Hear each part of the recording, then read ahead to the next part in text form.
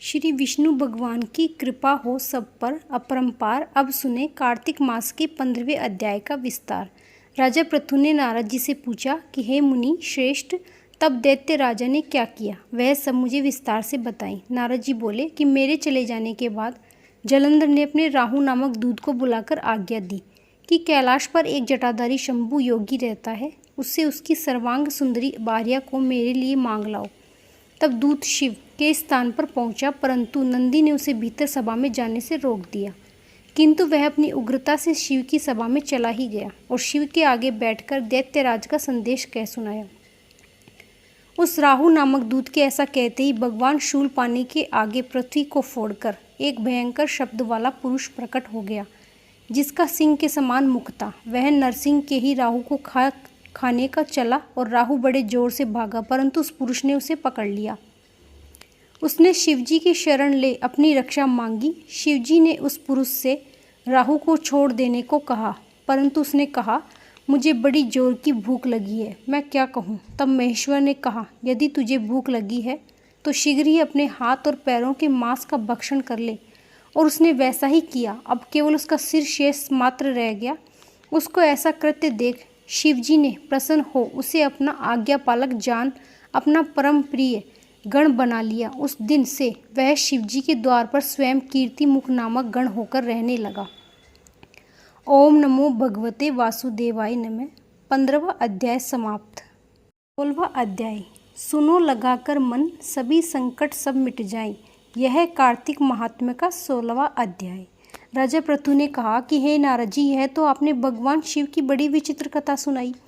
अब आप कृपा करके आप यह बताएं कि उस समय राहु उस पुरुष से छूटकर कहाँ गया। नारद जी बोले, उससे छूटने पर वह दूत नाम से विख्यात हो गया और अपना नया जन्म पाकर वह धीरे धीरे जलंधर के पास गया। वहां जाकर उसने शंकर की सभी चेष्टा कही। उसे सुनकर दैत्यराज ने सब दैत्यों को सेना द्वारा आज्ञा दी।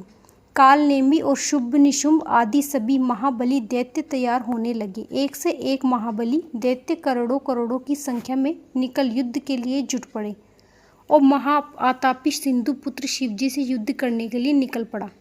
आकाश में मेघ छा गई और बहुत अपशकुन होने लगे। शुक्राचार्य और कटे सिर वाला राहु सामने आ गए। उसी समय जलंधर का मुकुट खिसक गया, परंतु वह नहीं रुका। उधर इंद्रदेव ने कैलाश पर शिवजी के पास पहुंचकर सब वृतांत सुनाया और यह भी कहा कि आपने जलंधर से युद्ध करने के लिए भगवान विष्णु को भेजा था। वह उसके वश व्रती हो गए और विष्णु जी लक्ष्मी सहित जलंधर के अधीन हो उनके घर में निवास करते हैं और अब देवताओं को भी वही रहना पड़ता है।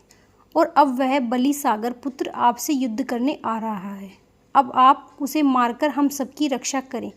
यह सुनकर शंकर जी ने विष्णु जी को बुलाकर पूछा, हे ऋषिकेश, युद्ध में आपने जलंधर का संहार क्यों नहीं किया और बैकुंठ छोड़कर आप उसके घर में कैसे चले गए। यह सुनकर विष्णु जी ने हाथ जोड़कर नम्रता पूर्वक भगवान शंकर से कहा कि उसे आपका अंशी और लक्ष्मी का भ्राता होने के कारण ही मैंने नहीं मारा। यही बड़ा वीर और देवताओं से अजय है।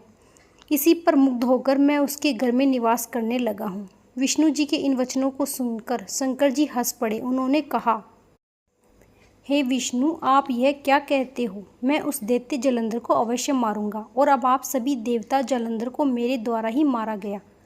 अपने स्थान को जाइए। जब शंकर जी ने ऐसा कहा, सब देवता संदेह रहित होकर अपने स्थान को चले गए। इस समय पराक्रमी जलंधर अपनी विशाल सेना के साथ पर्वत के समीप आकर कैलाश को घेरकर सिंहनाद करने लगा। दैत्य के नाद और कोलाहल को सुनकर शिवजी ने नंदी आदि गणों को उसे युद्ध करने की आज्ञा प्रदान की। कैलाश के समीप भीषण युद्ध होने लगा। दैत्य अनेकों प्रकार के अस्त्र शस्त्र बरसाने लगे। बहरी मृदंग, शंख और वीरों तथा हाथी घोड़ों और रथों के शब्दों से साबित हो पृथ्वी कांपने लगी। युद्ध में कटकर मरे हुए हाथी, घोड़े और पैदल का पहाड़ लग गया। रक्त मांस का कीचड़ उत्पन्न हो गया। दैत्यों के आचार्य शुक्र जी अपनी मृत संजीवनी विद्या से सब दैत्यों को जलाने लगे।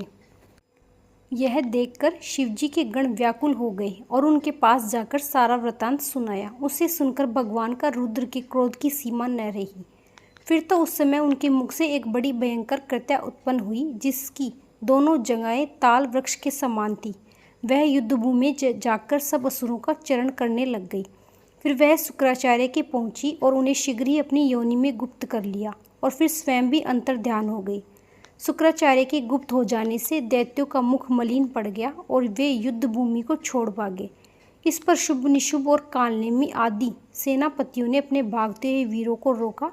इधर शिवजी के नंदी और आदि गणों ने, जिससे गणेश और स्वामी कार्तिकेय भी थे, दैत्यों से भीषण युद्ध करना आरंभ कर दिया।